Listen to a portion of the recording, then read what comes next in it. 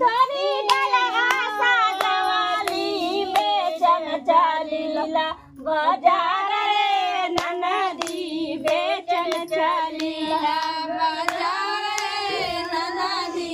बेचन चालीला बाजार रे ननदी बेचन चालीला बाजार है ननदी बेचन चालीला ओही बजरिया ससुर जी के रहना ससुर मोला में उधार रे ननदी ससुर मोला में उधार है ननदी ससुर मोला उधार रे ननदी ससुर मोला में उधार है ननदी ससुर मोला मोर पीछा वरवार कटहर के पेड़ावा कटहर फारेला घोपेदार रे ननदी कटहर फारेला गोपेदार है ननदी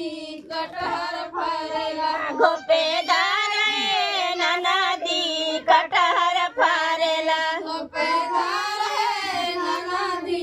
कटहर फरेला कटहर में तोरी तोरी डलवा साजवाली बेचन चालीला बाजार रे ननदी बेचन चालीला बाजार है ननदी बेचन चालीला बाजार रे ननदी बेचन चालीला बाजार है ननदी बेचन चालीला ओही बाजरिया भसुर जी के रहना भसुर मोला में उधार रे ननदी भसुर मोला में उधार है ननदी बसु मोला उधार रे ननदी भसुर मोला में उधार है ननदी बसु मोला मोर पीछा वरवार केलवा के पेड़ावा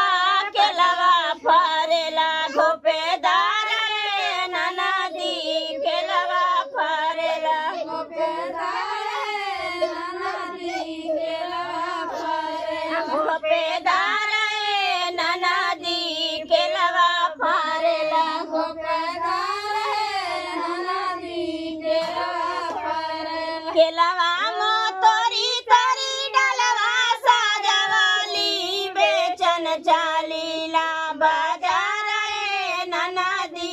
बेचन चालीला बाजार है ननदी बेचन चालीला बाजार रे ननदी बेचन चालीला